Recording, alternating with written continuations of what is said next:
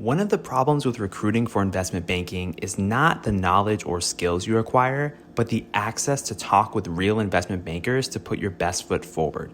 Our sponsor, WSO Academy, can provide those connections with 60 head mentors who are finance professionals at top firms like Goldman, Centerview, and JP Morgan. Imagine being able to get on the phone within 24 hours with one of the Academy's 1,300 mentors right before a critical interview. Get on the waitlist for WSO Academy today by clicking the link in the show notes or by visiting wallstreetoasis.com/academy.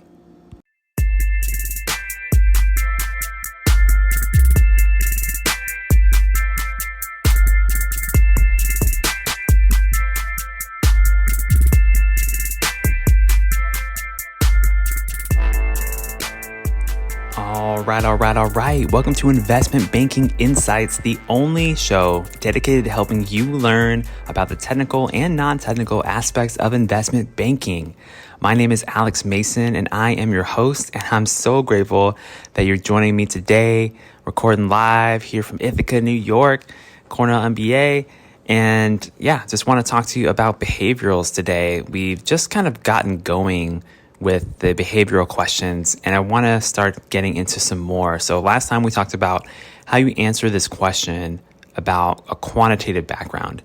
Well, today I want to talk to you about initiative about finance. This question is really about curiosity. And the question itself is this: what initiative have you taken to learn more about finance? What initiative have you taken to learn more about finance?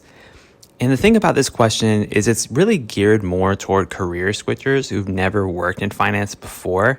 I mean, if you already worked in finance, let's say you got a CFA on your resume, you've got a big finance firm name on your resume already, you're probably not going to get asked this, right? Because people are going to assume that you're good to go on that, and they may just grill you with some harder technical questions.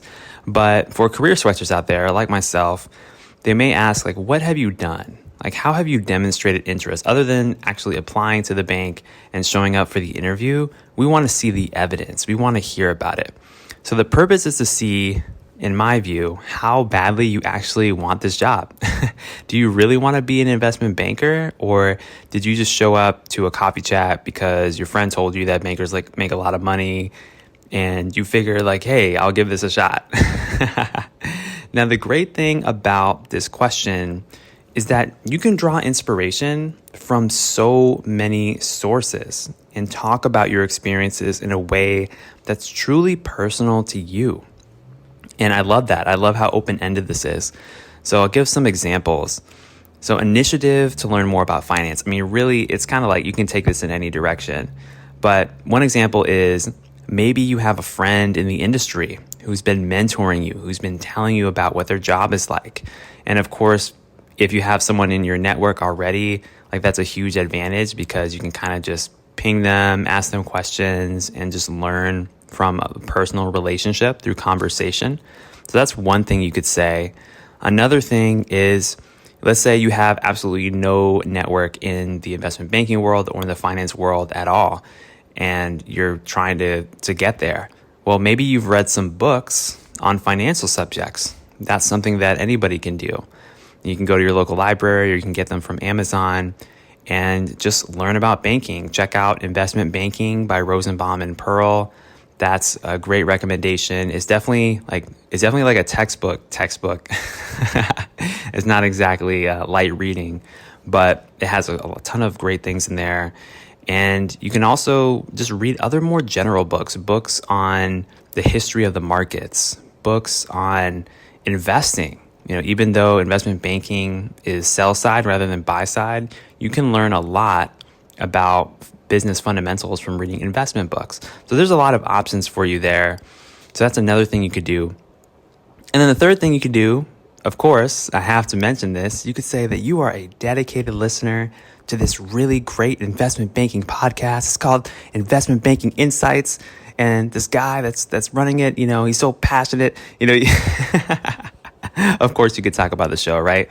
But all of these things show that you care about finance, and you're not just paying lip service to the prospect of making this career switch. You actually want to do it. So have demonstrated effort It can even be something small. That's the thing that I like about this question is you don't necessarily have to say that, well, I passed the CFA levels 1 through 3 on the first try. Like, you don't have to go that hard. You don't have to go that far. Just show that you're curious, intellectually curious. Show that you've taken some kind of step to learn more about this world. Because if you haven't done that, if you haven't done anything at all, and you just kind of show it up like, well, you tell me what this is all about, well, that can be perceived as you're just kind of like wasting the banker's time because you haven't done the work up front to at least understand the industry and understand some basic knowledge that's out there. But honestly, if you're listening to the show, you're probably already good on this question because you're the type of person that's seeking new information out anyway.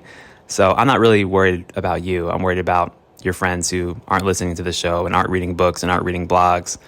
So yeah, that's how you can answer this question. The bottom line is to demonstrate your interest through evidence in either your personal or your professional life.